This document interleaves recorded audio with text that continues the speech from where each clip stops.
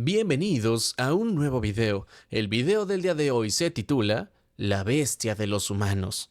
Otra vez estaba lloviendo en Nueva Calliope. Siempre llovía allí. No era para nada algo nuevo.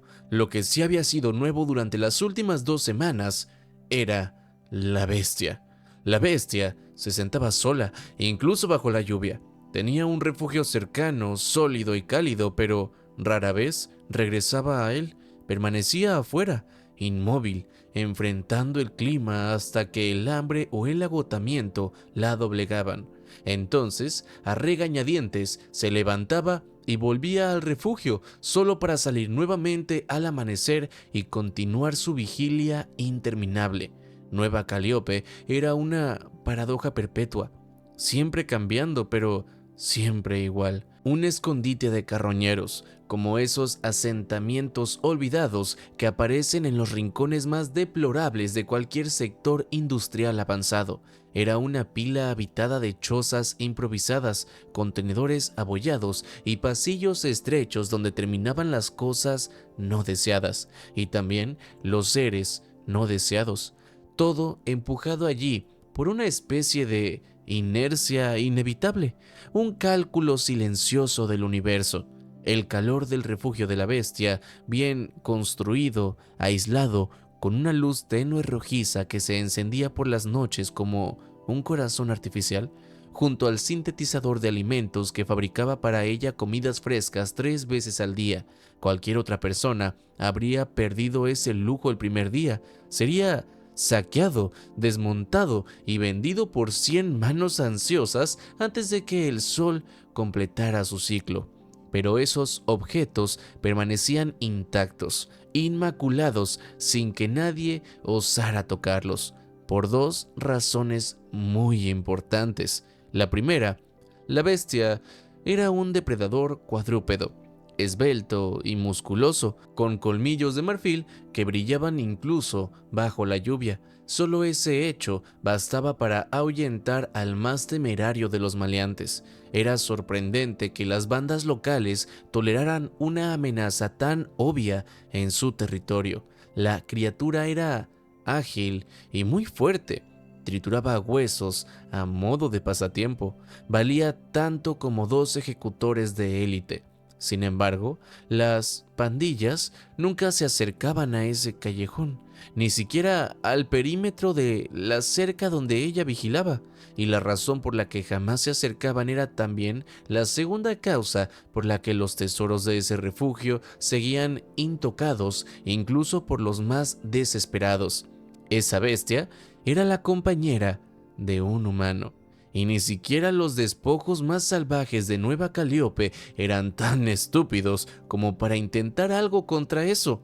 Tomaba mi comida de mediodía mientras observaba a la bestia desde la ventana de la cocina de mi apartamento, en el segundo piso, al otro lado de la calle. Lo había hecho durante los últimos 11 ciclos. No mantenía ninguna ilusión de pasar desapercibido. Sabía que yo estaba allí.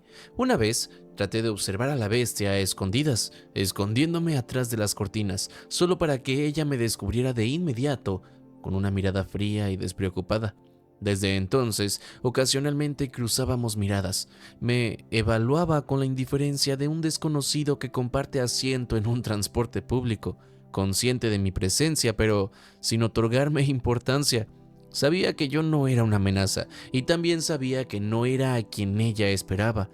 Por eso, no me dedicaba más que un pensamiento fugaz antes de volver a fijar su mirada en la calle. Siempre estaba vigilante y siempre estaba expectante.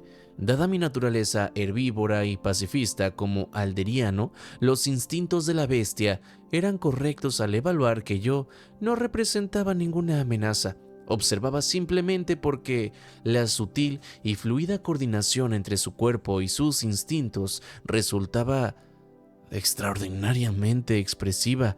Era algo casi hipnótico, incluso en actividades mundanas. No desperdiciaba movimiento alguno. Cada paso parecía calculado, ejecutado con la concentración de un navegador mental. Para ser una criatura tan extraña y tan potencialmente aterradora, era curiosamente admirable. En un lugar tan peligroso como este, en el fondo, me alegraba tenerle en mi callejón. Había conversado con el humano antes de que se marchara. Se hacía llamar Paul y sabía que, se suponía, debía regresar hace 4 ciclos. No hablábamos con frecuencia ni por demasiado tiempo, pero era un vecino cortés. Supongo que él pensaba lo mismo de mí. Lo había visto jugar con la bestia muchas veces y, al igual que ella, él era plenamente consciente de que yo observaba. Tampoco parecía sentirse amenazado en lo más mínimo. A veces levantaba una de sus extremidades y agitaba los apéndices al final.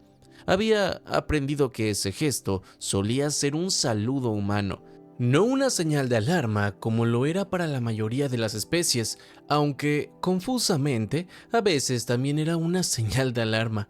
Mi vecino me explicó que la diferencia entre un gesto y el otro era muy obvia si observabas el contexto y el lenguaje corporal. Aquello me resultó fascinante, pero asentí con educación en lugar de pedir más explicaciones. Los humanos eran peligrosos, ¿sabes? Por muy amigables que parecieran. No comprendía al humano ni a su compañera, pero una parte de mí sufría al verlos separados por 4 ciclos. Era demasiado tiempo. Ahora, acercándose el 5.º ciclo, medité sobre mi estado emocional, buscando respuestas que no encontré. Estaba muy curioso. Pasaron otros 2 ciclos. Había lluvias, en su mayoría todos los días, con algunos breves destellos de sol. La bestia salía a tenderse bajo uno de esos rayos de luz que lograban atravesar el smog de la ciudad, y me descubrí a mí mismo moviendo mis tentáculos craneales con una leve diversión que no pude reprimir. La bestia también era agradable de observar cuando se relajaba. Tal vez simplemente me reconfortaba verla tener un pequeño respiro de su interminable espera. Cuando más tardaba Paul, más me preguntaba cuánto tiempo seguiría la bestia guardándole lealtad, y evitaba cuidadosamente la posibilidad, dolorosa y creciente, de que quizás no habría ningún reencuentro. Por desgracia, no parecía que la bestia y yo fuéramos los únicos que habíamos estado esperando.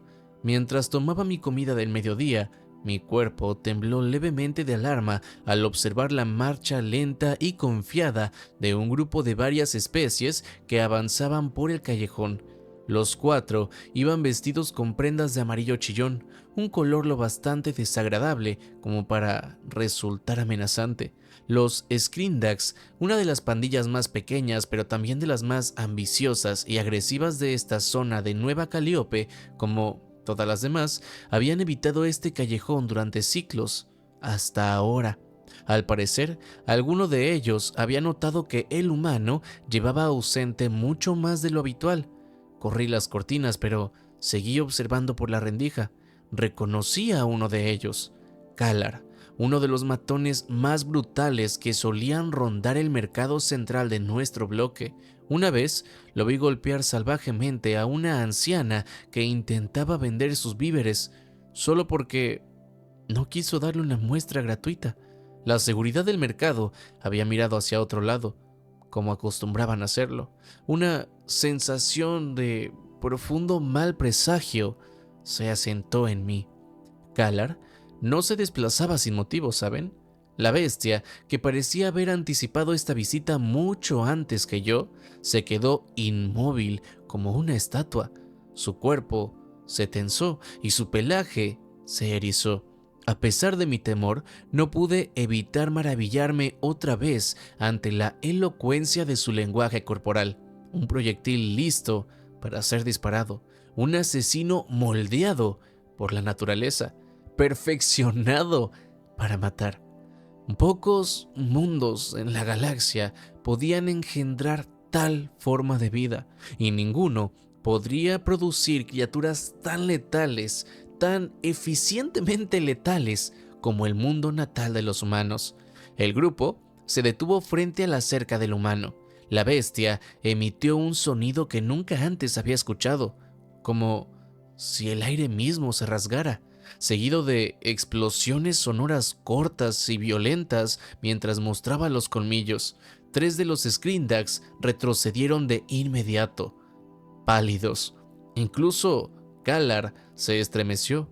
Hubo un momento de suspenso en el que nadie se movió, hasta que el cabecilla sonrió con desprecio, una mueca fea en un rostro aún más feo, y sacó de su cintura un cilindro de metal y presionó un botón, y el objeto se desplegó en un bastón de longitud completa, cuyo extremo chisporroteaba con energía. Y entonces mi corazón se hundió. Un Grelprot, un artefacto repugnante y extremadamente doloroso, un generador de cargas capaz de causar daño neuronal si se sostenía demasiado. Era bien conocido y extremadamente ilegal. Era un instrumento clásico de intimidación de pandillas. Galar había venido preparado.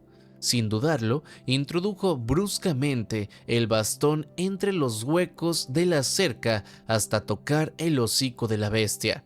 Ella reculó de inmediato y soltó un aullido que sacudió todo mi cuerpo. Su gruñido se interrumpió y sacudió la cabeza violentamente antes de retomar sus ladridos frenéticos. Galar gritó a los demás Skrillex para que empezaran a forzar la cerca mientras él mantenía a raya a la bestia. Pretendían quedarse con los bienes de Paul, con o sin la bestia presente. Yo soy una criatura pacífica como la mayoría de los de mi especie. Los alderianos somos observadores, mediadores, voces tranquilas en un universo turbulento. Tal vez por eso tardé tanto en reconocer la sensación que estaba creciendo dentro de mí. Estaba enojado, profundamente enojado, intensamente enojado. ¡Qué cosa tan curiosa! La ira fue creciendo hasta convertirse en algo que parecía furia.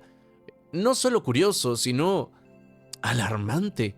Emociones tan intensas son raras entre los alderianos. Han sido innecesarias durante las eras recientes de nuestra evolución.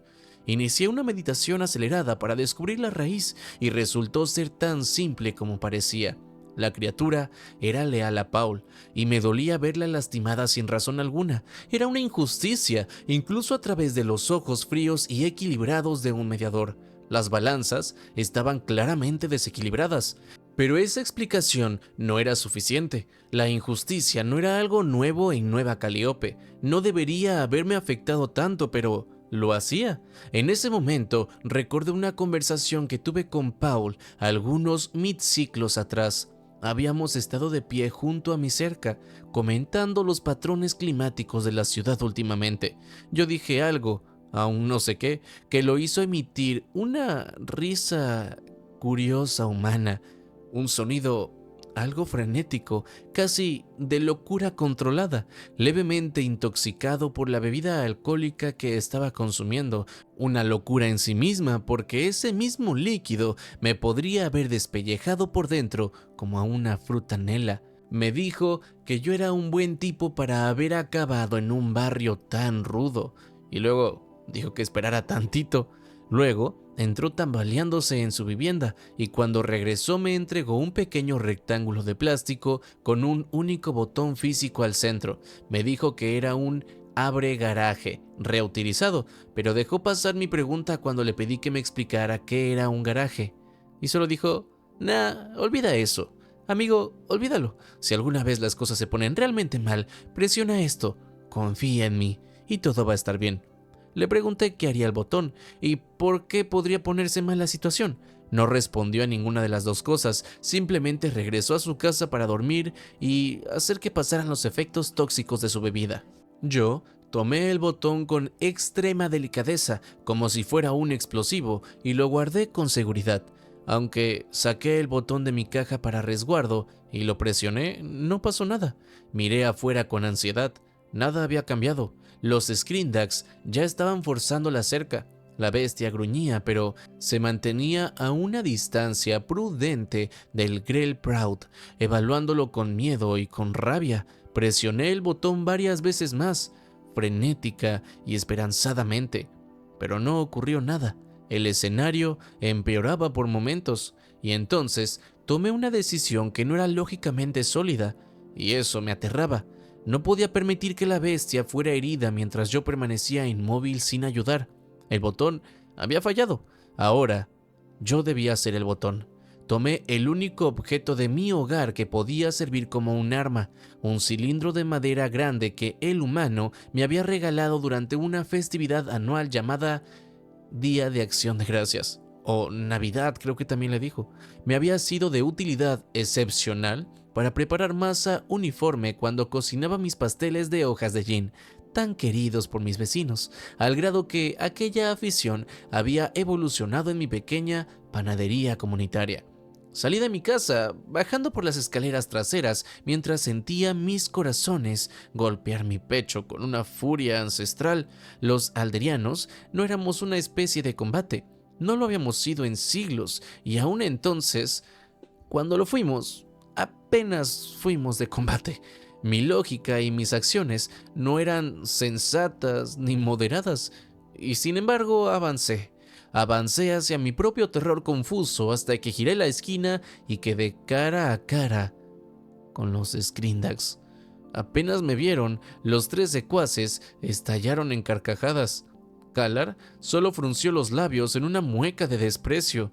Uno de los secuaces, un Nulap, por su olor húmedo y las secreciones que goteaban de su piel, además del enorme garrote con púas que portaba, soltó una risa viscosa y dijo: «Miren, muchachos, el panadero también quiere jugar». Kalar respondió con frialdad, sin molestarse en mirar a su subordinado. «Quizás disfrute el Grell Proud tanto como este carroñero». Intenté mantener mi voz pareja, o sea, que no me temblara tanto, a pesar del temor que me traicionaba. No pueden dañar a ese animal. ¿Están locos? ¡Es el compañero del humano!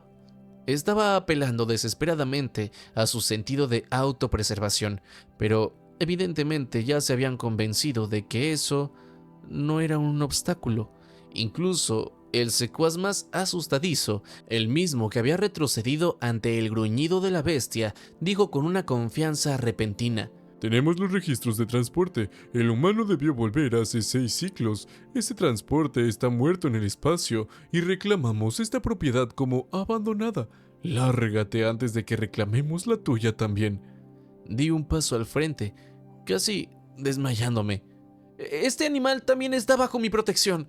Hubo un instante de silencio incrédulo, seguido de una carcajada estruendosa por parte del grupo entero. Kalar habló, aún con esa voz fría, ahora fingiendo un tono divertido que no engañaba a nadie. ¡Ja! Esa estuvo buena, pero... ¿En serio, Silja? Desaparece antes de que decidamos que una ramita flácida de Aldarian vale nuestra atención. Se dio la vuelta para hostigar nuevamente a la bestia con el Grellproud. Me pregunté qué demonios haría ahora, y entonces observé con un asombro casi ajeno cómo mis propias extremidades actuaban sin permiso, y avancé a toda velocidad, y cargué el rodillo de amasar en la parte posterior del cráneo del Nulap, y cayó como un saco de tubérculos sin emitir ningún sonido. Los otros tres se volvieron hacia mí, y ya ninguno se estaba riendo. «Gran error. Me alegra que lo hayas cometido», sisió Kalar, mientras retiraba el Grellproud de la cerca y lo hundía en mi abdomen. El dolor fue indescriptible. Caí al suelo. Mis manos arañaron la tierra mientras trataba de arrastrarme, mientras trataba de escapar, de hacer algo para detener la agonía que me consumía. Kalar pasó por encima de mí con la indiferencia de alguien aplastando mierda. Es más, creo que si hubiera aplastado eso, hubiera tenido más cuidado. Imagínate arrojar tu vida por un animal carroñero. ¿Quién la arrojará por ti, panadero?, me dijo directo a la cara. El bastón eléctrico descendió sobre mi frente con renovada fuerza y se abrieron para mí nuevos horizontes de sufrimiento. Los cortes, los golpes, todo quedó eclipsado por ese fuego fulminante que me calcinaba los nervios. Grité, Pero mis gritos rebotaron en puertas cerradas y cortinas bien corridas. El vecindario había aprendido su lección tras mi intervención. No habría nadie que viniera en mi ayuda. Curiosamente, en medio de mi tormento, noté algo que los 3 Skryndax restantes no habían advertido. Los sonidos entrecortados de la bestia habían cesado. Miré más allá del rostro cicatrizado y burlón de Kalar y vi que la bestia había logrado casi atravesar el hueco que los secuaces habían abierto en la cerca. A pesar de mi agonía, una sonrisa temblorosa se dibujó en mi rostro. La expresión de Kalar cambió de sadismo a desconcierto y luego a una repentina comprensión mientras giraba rápidamente. Pero era demasiado tarde. La bestia ya estaba frente a ellos y fue una auténtica demostración de carnicería digna de un virtuoso. La bestia se movía como un torbellino. Su primera mordida arrancó de un tirón la mano de Kalar, llevándose con ella el Greyproud. En medio de mi aturdimiento, alcancé a maravillarme por la astucia estratégica del animal. Su primer movimiento fue arrebatar la herramienta que lo había torturado y al mismo tiempo defenderme. Para cuando el cabecilla lanzó un alarido al ver su muñón supurante, los otros 2 secuaces ya intentaban aplastar a la criatura con sus garrotes. Era como si intentaran vaciar un océano con un dedal. Fueron destrozados con una facilidad insultante.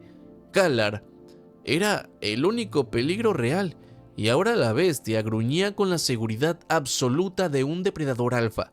Incluso protegido por él, sentí un escalofrío recorrerme el cuerpo, mientras los Skryndax se retorcían y berreaban en charcos de su propia secreción oscura.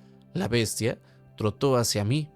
Su pelaje estaba algo pegajoso, empapado en una mezcla de sangre y fluidos, pero por lo demás parecía tan animado como siempre. Me olfateó de arriba a abajo con movimientos rápidos y precisos y soltó un pequeño gemido. Sabía por mis conversaciones con Paul que su olfato era increíblemente agudo y mi propio cuerpo coincidía con su diagnóstico. Estaba bastante malherido. Aún así, su preocupación logró calentarme el corazón. Ese calor se derrumbó de inmediato cuando, tras su mirada inquieta, vio acercarse al menos una docena más de Skryndax. Así que sí, habían sido lo bastante inteligentes como para traer apoyo, y varios cargaban armas de distancia. La bestia giró de inmediato, cayendo sobre sus patas traseras y mostrando los dientes, creando una imagen verdaderamente aterradora mientras goteaba la sangre de sus compañeros. 3 de ellos se desviaron por los callejones laterales. Inteligente, pero inútil. Sabía que con los que quedaban bastaba para condenarnos. Extendí la mano y acaricié el pelaje suave del animal. Incluso agitado, me lanzó una mirada rápida y movió la cola. Y yo sonreí. Había finales peores que ese, incluso para un simple panadero. Entonces, el aire de Nueva Calíope estalló. Mi cuerpo se tensó por reflejo y en cuestión de segundos todos los Skryndax que nos rodeaban estaban muertos, de formas tan rápidas como brutales. Me quedé boquiabierto, incapaz de comprender qué carajos acababa de suceder. Y a mi espalda se escuchó una voz. «Perdón por tardarnos un minuto». Me giré atónito.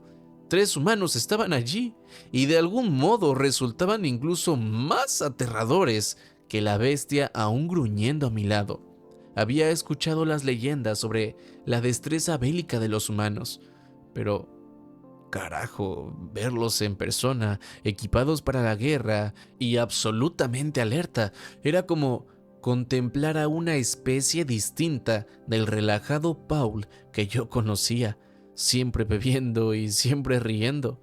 Eran ágiles, estaban tatuados y sostenían armas tan siniestras que parecían capaces de derribar naves desde órbita baja. Así que, Paul te dio un botón, ¿eh?, dijo uno de ellos. Yo solo pude asentir y continuaron. Eso es raro, especialmente viniendo de Paul. Bueno, yo soy Alisa, él es Mitch y él es Kumail. ¿Estás bien? ¿El perro... ¿El perro de Paul está bien? Soy Seldoni, respondí con sinceridad, sintiendo al fin el peso de mis heridas. Creo que ambos necesitamos un poco de atención médica. Y de la nada uno de ellos explotó en emoción. ¡Oh, mierda! Justo ahí cruzando la calle está Seldonis. Paul nos llevó tus cosas, tus croissants. Cocinas cabrón, de verdad. No hay ningún problema. Kumail es médico de campo. Él se va a quedar contigo hasta que lleguen los servicios. ¡Ey, Kumail! Son los croissants que trajo Paul. Él es el que los hace. Volteé justo a tiempo para ver a Kumail desplegar un maletín médico de campaña tan complejo que parecía una miniaturizada estación de trauma portátil. Varias capas se abrían y deslizaban con mecanismos autoajustables. Un pequeño dron blanco marcado con una cruz roja se elevó de inmediato y comenzó a rodearme, examinando cada una de mis heridas con destellos de luz suave. Reconocí esa cruz roja asociada a los legendarios esfuerzos humanitarios de los humanos, símbolo de esperanza para mundos enteros. Por primera vez, desde que comenzó la pesadilla, sentí un atisbo de tranquilidad. Kumail sonrió con un gesto ladeado y dijo: no son croissants, son Jean Lev Kalins, pero sí, este tipo hace los mejores que he probado. Alisa refunfuñó desde atrás, claramente sin interés en debates culinarios. Bueno, discúlpame, pero al carajo, eran croissants. Parpadeé, sorprendido, y después miré a Kumail. ¿Conoces la comida aldariana? Él asintió con una sonrisa cálida y respondió: estuve 2 años con la Alianza Médica en Aldar II. Ustedes, déjame decírtelo, sí que saben cocinar. Aún aturdido, lo único que pude responder fue: mi hermana vive en Aldar II, pero es problemática. Kumail soltó una carcajada, sin inmutarse por mi comentario completamente fuera de lugar dadas las circunstancias. Agradecí su risa, me ayudó a respirar. Cuando levanté la vista, vi que Alisa y Mitch ya se habían alejado unos metros. Ambos estaban abriendo sus propios equipos, y los drones que emergieron esta vez no se parecían en nada al amable dron médico de Kumail. Eran más grandes, más pesados, con superficies opacas y geométricas amenazadoras, emitiendo zumbidos graves que hacían vibrar el aire. Eran armas, de eso no cabía duda. Eran armas autónomas. ¿Qué son esas cosas? ¿Qué están haciendo?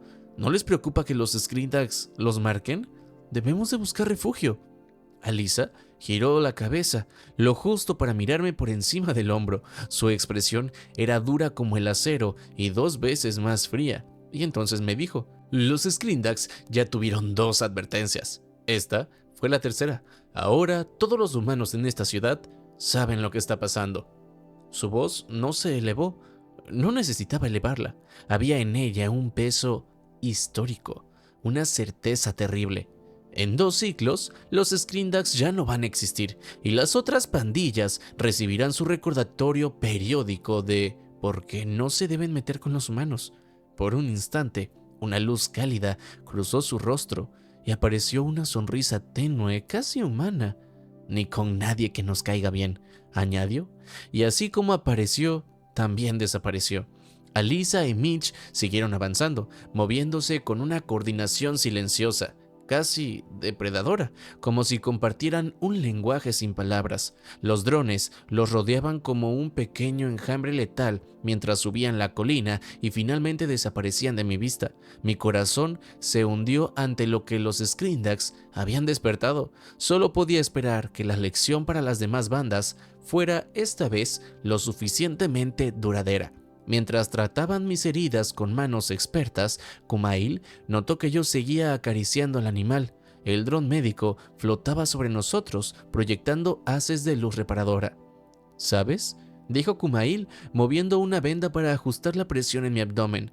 La mayoría de los no humanos no se sienten cómodos con los perros. Les dan bastante miedo. ¿A ti te gusta el de Paul? Sí, respondí con dificultad. Había emociones desconocidas en mí, espesando mi voz. Es leal, ¿sabes? Kumail guardó silencio un momento, observándome con un gesto curioso que luego se suavizó en una sonrisa. Me dio una palmada leve en el abdomen como para tranquilizarme. Bueno, no te preocupes. Paul ya viene de regreso. Solo hizo una parada para ayudar a unos amigos en Proma 3. Levantó una ceja y luego añadió: puedo darte una copia de los códigos de su puerta, si no te molesta revisar cómo está su cachorro de vez en cuando. Por cierto, su nombre es Muffin. No pude evitar responder: ¿Muffin? ¿Como el panecillo humano?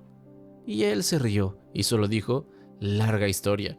Entonces contesté: no me molesta ocuparme de Muffin, al fin y al cabo, soy panadero. Pero mi confusión era genuina. ¿Confiarías en un no humano con códigos de seguridad? Kumail sonrió amplia y despreocupadamente, y luego respondió: bueno, normalmente no. Se inclinó para ajustar un dispositivo que estaba deteniendo una hemorragia y añadió con un gruñido: pero no creo que Muffin sea el único que es leal. Tiempo después, Paul volvió a irse, enfrascado otra vez en sus asuntos no especificados, pero no me incomoda. Muffin, que no es una bestia en lo absoluto, disfruta acurrucarse mientras duermo, y descubrí que yo también lo disfruto. Siempre me pongo un poco triste cuando Paul regresa porque duermo peor sin Muffin, respirando suavemente a mi lado. Creo que Muffin también se entristece. Sus grandes y expresivos ojos son increíblemente eficaces para sacarme más pasteles de los que debería darle. Las pandillas ya no se acercan a esta cuadra, mucho menos a nuestra calle. Mi panadería ha florecido. Humanos de todos los rincones de New Calliope vienen a comer aquí. Resulta que son muchos más de los que jamás imaginé. Hoy vuelve a llover en Nueva Calliope. Pero ¿saben? Todo está bien. Si te gustó el video, ya sabes qué hacer. Comentándolo, compartiéndolo y reaccionando a él me ayudas a llegar a muchas más personas. Y yo de verdad te agradeceré que también te suscribas al canal y si está en tus posibilidades, te vuelvas un miembro del mismo. Sin nada más que decir, vamos con el agradecimiento a todos los renacuajos. Quiero darle un agradecimiento especial a todos los renacuajos que llevan ya un año o más de un año siendo miembros del canal, empezando por El Chocas, Hugo Jiménez, Martín Castañeda, Mel Pomene, Sub, Mario Galicia, Skull Phantom, Damses, Adriana Aguilera, Tomás Varela, Macana, Carpincho, Deb, Jacket, David Bermúdez, Isaac Lascano, Scott Belmont, Gonzalo Hernández, Gio, Kate Bort y Naig. No importa si llevas un mes o llevas un año aquí con nosotros, el simple hecho de que te hayas unido me ayuda y me motiva a seguirles trayendo más contenido. De verdad, muchas gracias a absolutamente todos los miembros de este canal. También, si no eres miembro pero siempre estás presente en los videos, comentando, compartiéndolos o reaccionando a ellos, también te agradezco a ti, porque así me ayudas a llegar a muchas más personas. Gracias y hasta el próximo video.